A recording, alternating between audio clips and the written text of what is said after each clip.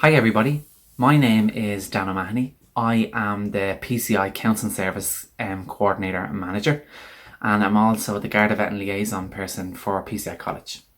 I also done my training to become a counsellor psychotherapist with PCI College, and I'm in the field of counselling and psychotherapy practicing now for the last 4 years. So that's a little bit about me and what I do. So today I want to discuss and talk with you about men's mental health for the week that's in it. So I suppose I'll start a little bit about my own kind of background and upbringing because I feel that ties in with today's topic.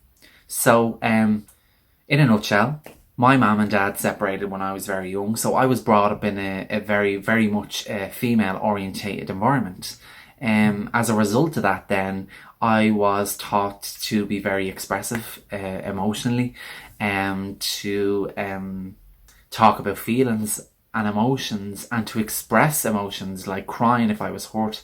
You know, that in my home it was okay to do that. So then, you know, and I loved to sing. Music was my life and still is. I still love to sing, and I've never played football and I never had any interest in football, you know. So the reason I'm bringing that into it is because then when I hit my adolescent years, let's say, I started to notice that the societal view or expectation of a male, or what presented in my circle or my group or my year at school, the majority of males acted and responded to things very different than I would have. And I know those adolescent years, you know, are very turbulent. It's role confusion versus identity, you know, trying to find our feet, who we are, what we're about. But I found that yet the majority of guys at that age, you know, did play football. They didn't hang around with other girls unless they were interested in them. They didn't cry. They didn't express emotions openly, you know. And as I said, my upbringing was very much the contrary to that. And the first experience that we have in this world is our home life. And we carry that with us then as we move and develop from infancy to a young child, to an adolescent, to an adult. You know, we carry that through with us. And there's little things that, you know, from talking to other people and even hearing it myself, and it's very innocently done, you know, there's no ill intent, but, you know, even little like comments like, you know, you have a young boy that hurts himself, whether it's physically or emotionally, and he's expressing what's very natural for him to do so is when he's in pain or upset or sad or angry or whatever, to cry. And you know that, as I said, it's very innocently done, but that big boys don't cry. You know, so here's this young boy who's doing what feels natural for him to release what's going on in here. And then he gets the message of big boys don't cry. And as I said, I know it's done very innocently. And it has been said to me in the past, you know, and you never think about it then until you get a bit older and you look at things. Or I found what happens is when those little boys become big boys, then they maybe don't cry, or they find it very difficult to express emotion. They find it very difficult to even process emotions, you know. So I suppose that's what I was talking about, my background, because it was kind of contradictory to then what I experienced in the wider world of me as a male adolescent. So yeah, so that's a little bit about me. And as I said, I've been practicing the field for the last 4 years, and the reason I became a therapist was through my own therapy. So as I said, kind of feeling like the black sheep, would you say, as an adolescent, and that led to me having anxiety and depression. So it was in the experience and my growth in therapy that made me want to become a therapist, to facilitate that and be that support for others. So, you know, I've worked with males from the age of 17 up to 50 plus. Think maybe even 60 plus. So, yeah, and I found that, the age bracket, let's say late 30s, early 40s plus, from there onwards, males find it, not all, but a lot find it increasingly difficult to talk openly, and to even process emotions, never mind express them. So, and then there's the whole kind of Irish societal kind of view and expectation or perception of what a male should be. And that has changed dramatically over the years, because we've had a lot of people and a lot of work done in the field of counselling psychotherapy, and even like the way people are so open now to talk about mental health struggles, and people are so open to say that they attend a counsellor or a therapist. So it has destigmatized an awful lot, but people or males, should I say, from different generations still kind of carry, like I said, the younger version of them gets a message, so they carry that through, and it's kind of a subconscious thing in the mind, and it's an innate thing. It's just happens automatically. So as I said to you, things have changed, but historically that was very much there, and I find that presents itself then in the room. So I suppose today that's the males that I'm speaking out to, those guys that struggle with struggling, in a nutshell. So, that in working with a lot of males, I found, and even talking to males, there's that role of the man is the provider, the breadwinner, must be the head of the house, must always be strong, must fix the problems within the family, or even if it's not, you haven't got a family. It's that kind of innate thing that men should be stronger than women, or shouldn't express emotions, or be as open about feelings and being vulnerable as women are. So I don't mean to give the message that I'm being derogatory towards growing up in Ireland, or any kind of parental I'm not trying to slate anything. I'm just saying that that's the reality, is that is there.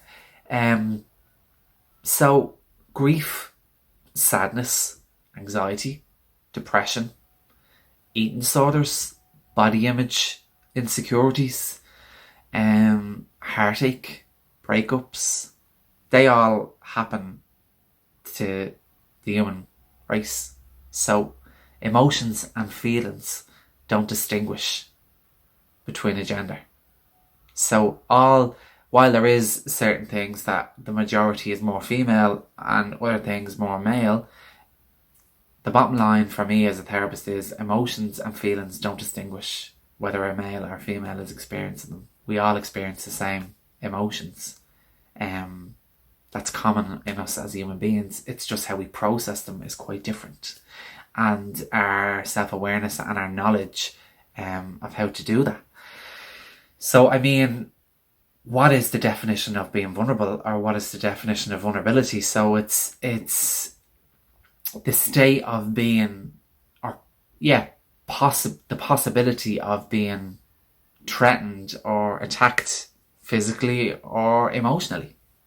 And while a lot of people, I'd say everybody, struggles with being vulnerable, today I'm talking to all the males out there, because I think females are more willing to open up and to talk to a friend or seek therapy. So to all the men out there, think of your passion. Think of whether it's your career or it's your hobby, something like that. What I always say to clients is, knowledge is power. So you think of whatever that may be for you, whether it's, as I said, it's your job or it's a hobby. I guarantee you know an awful lot about that. You have an awful lot of knowledge, and 9 times out of 10, if somebody asks you a question, you'll be able to answer it. So what would it be like to take that external stuff and bring it internally into yourself?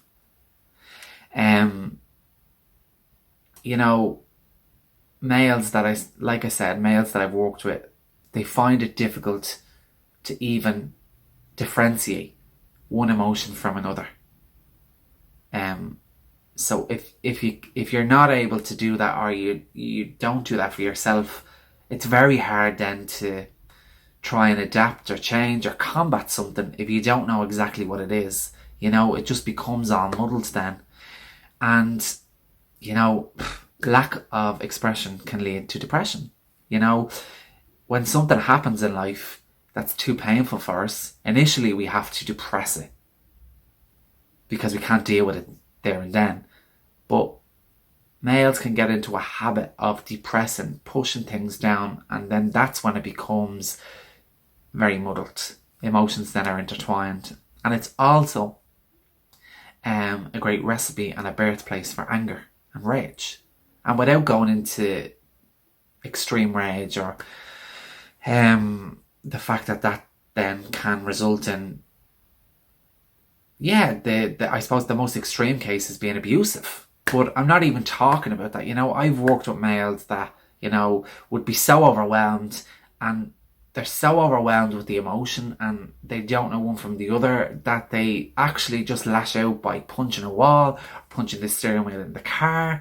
So, and that's very scary for an onlooker, somebody that cares about you, to be like, you're going to hurt yourself, or, you really have to look at what this anger is about or where it's coming from. And that is what happens. So, I find, when I'm talking to males in therapy, I decide to them, of course, we feel more in control when we kind of lash out and we get really angry because we feel like we're still in control, even though there's stuff going on for me. I'm pent up and I'm absolutely raging, but I feel I'm more in control than if I sit back, sit with this and realise I'm actually hurt. I'm actually really sad. I'm heartbroken. And it's easier to be pent up and full of rage and kick a chair or slam a door or punch a wall than it is to fall apart and maybe sit down and drop your head into your hands and just release it. And if that isn't something that you are accustomed to, you're going to find that very hard to do. And, it's,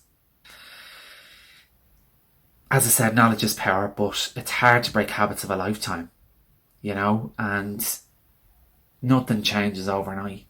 So what I'd say to any man out there that's struggling with their mental health is find somebody that you can trust. Maybe you're not ready for therapy, but talk about it. A lot of times when we have stuff in our minds, that's working on a script that we're playing that might be so far removed from reality that we just need somebody else to point it out that, okay, if it's me, Dan, I think you're really thinking into that too much, or, you're really being hard on yourself. Sometimes we just need a sounding board, or to feel like we're not alone, And then for those of you who feel ready enough to seek therapy, I would encourage you to do so. That's the gift of therapy with stuff like that. Even if you are 40, 50, 60 years old, it's never too late. What other option is there to continue the way you're going? Anybody that kind of questions, saying this is not right, this anger or this, I don't know where I'm coming or going, or, it's most of the time, especially with males, somebody else points out something. So, as I would say to a client, what you've done up until now, is it working? And a lot of the time they'll say no. So it's like, well then, what do we do to change that? So it's getting to know yourself better. Start with basics. I'm happy, I'm sad, I'm angry. Google an emotional wheel, or you can get those little like emojis. So they have those little faces with different emotions. Have one of those on your phone and check in with, oh, actually, yeah, I'm disgusted today. That's how I feel. Or, I'm anguished, or I'm disappointed. It starts to it'll start to change the dialogue in your head and the language, and always remember, whether it's anxiety, depression or anger, a little change even in your language can help. I feel angry. I feel depressed. I feel anxious. It's not I am anxious. I am angry. I am depressed. That's not who you are. That's what's going on for you at the moment. It's whatever you're struggling with. So I hope that that has made sense, and that I've tried to tie it together, and I put across what I was hoping to say. Sorry. Thank you for tuning in to another one of PCI Talks. To all the men out there, reach out, speak out, even if you have to write about it. Get it out of here and put it somewhere. Put it with somebody you can trust, or just put it on paper to see it in black and white. Look after yourself, eat well, sleep well. They're things that we overlook when looking after our mental health. Take care, guys. Thanks. Bye-bye.